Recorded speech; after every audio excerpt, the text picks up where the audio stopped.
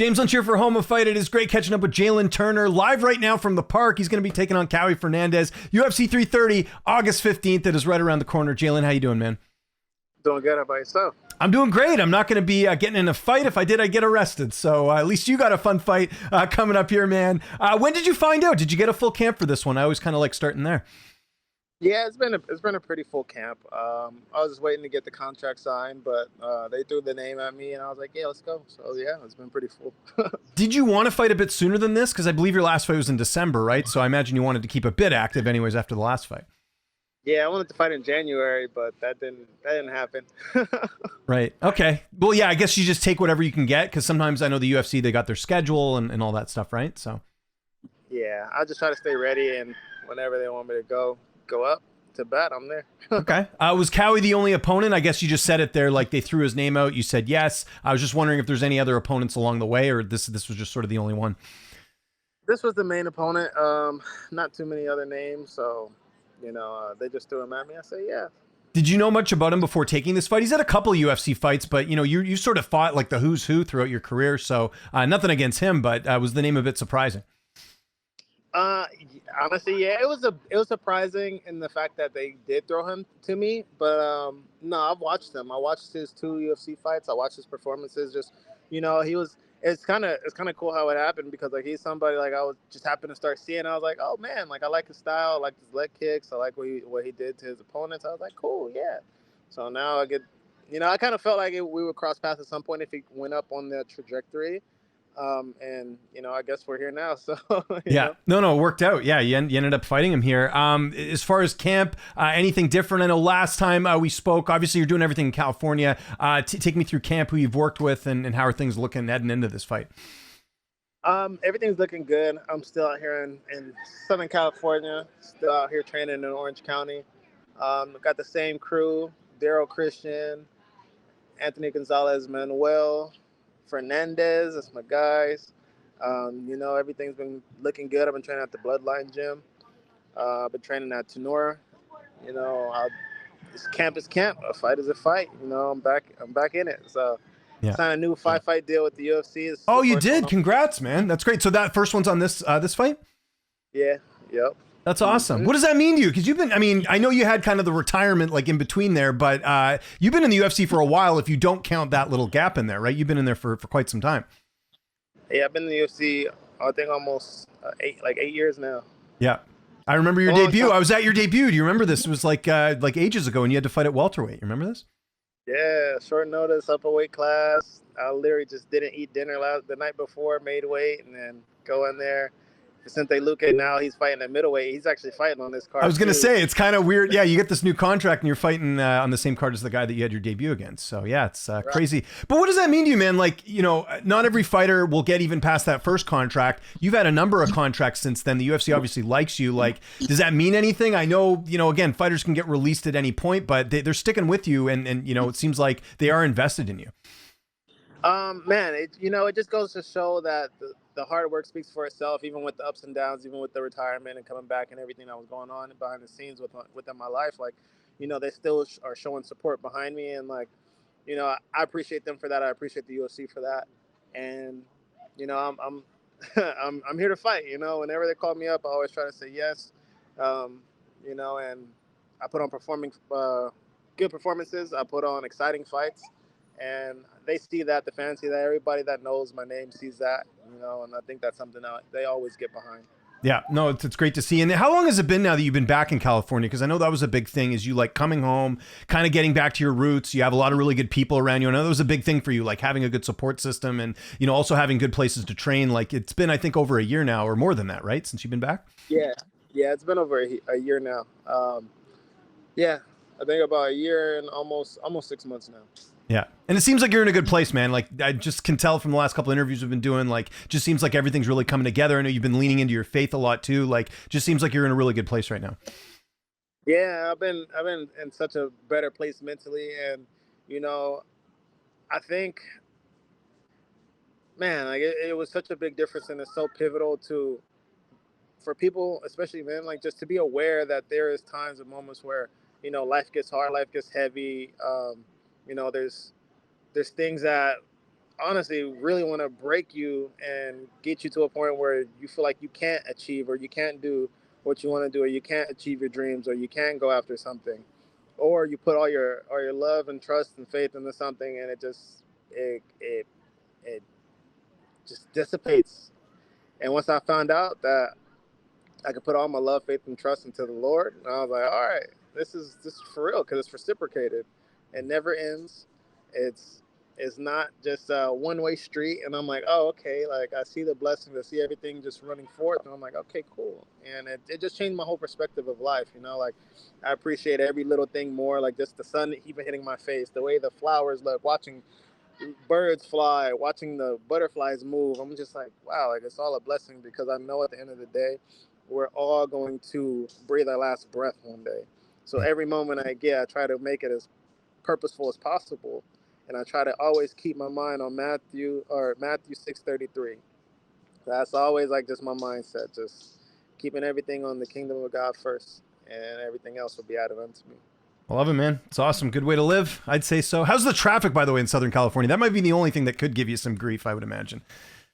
Man, that's why I love OC, because you get a little bit of the traffic, but nothing too crazy. As long as you like stay away around, like, just typical 5 o'clock traffic hour times.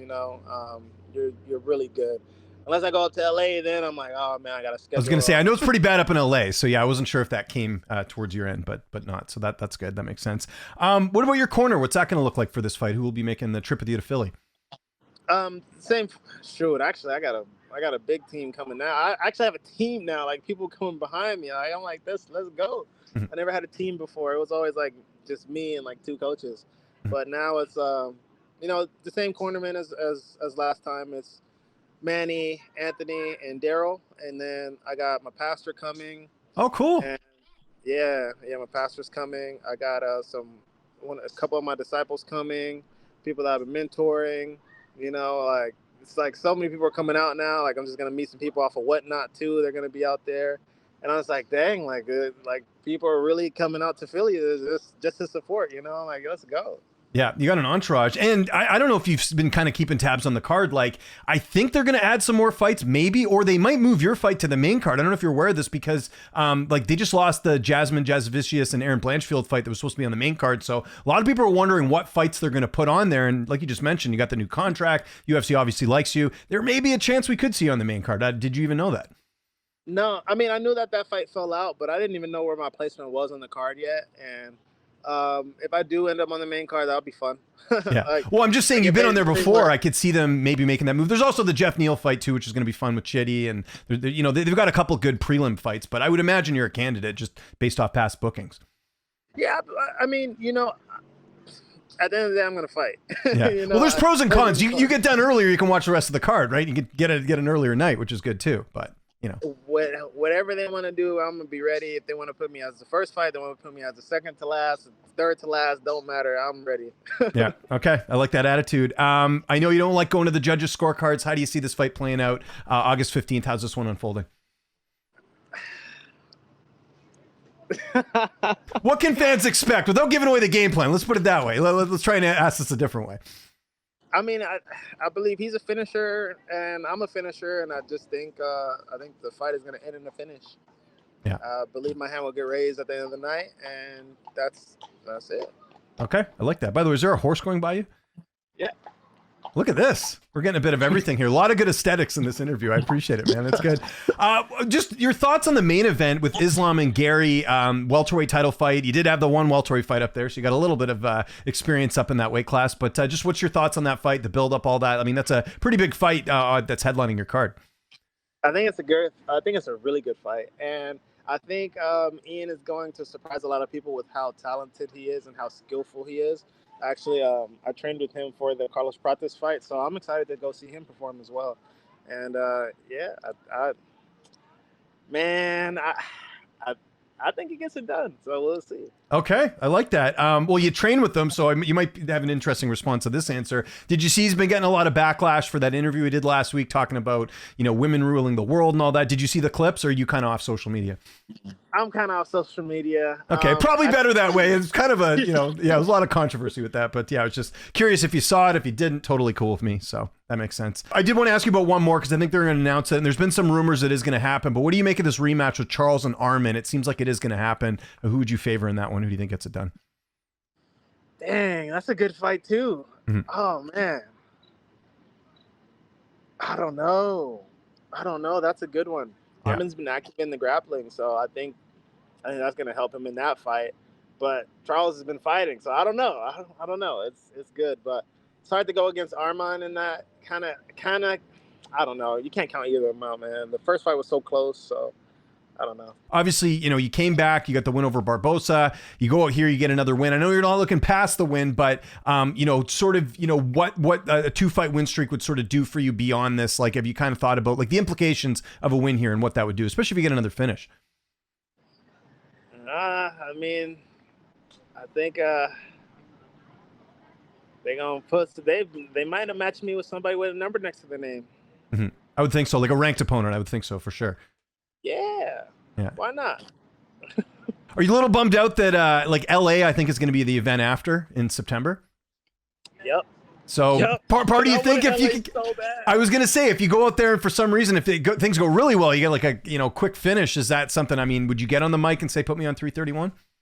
That's what I wanted to do after December. After December, I thought they were gonna go to they were gonna have an event in LA, but it ended up not happening. That's right. And I was like, yeah, January, let's go. Like, get these stitches out my toe. I'm ready to go. So if that's the case this time, I'm definitely up for it. Yeah, and I think regardless, you do want to get one more in this year, right? To kind of keep the pace of like, kind of getting a couple fights a year. I hope so, because I haven't. It's kind of crazy. Like, I think that's why I've had such longevity in the UFC, because I haven't fought more than 3 times in a year. I haven't fought 3 times in a year since I've been in the UFC. Really? Yeah, I guess so. Yeah, I didn't think of it that way. So. Mm-hmm. So yeah, want to keep active. Then obviously at the top of your division, I know it's a couple months back, but Gaethje winning the title, that was pretty cool, right? Seeing someone, and it must give like a lot of fighters like kind of that idea that like, look, like doesn't matter how old you are, you can get it done. Like even at Gaethje's age, where no one was giving him a shot, and it kind of was like the perfect ending to the White House card. The American gets the belt, and he was heavily counted out, right? Yeah, that was crazy. That was insane. Yeah, hats off to Gaethje. That was.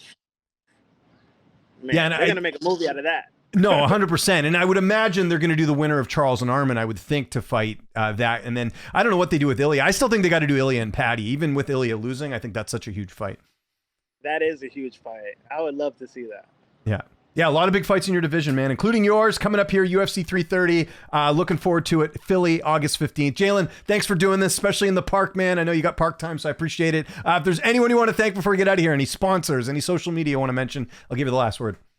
There's a lot of people to thank. Thank you, Mom. Thank my mom. And then I'm going to thank Pat Tenor. That's my guy. Who else? Thank my team. Thank my church. The Way LA, thank you guys. The Way World Outreach, thank y'all. And my sisters, thank you guys. And yeah, that's it.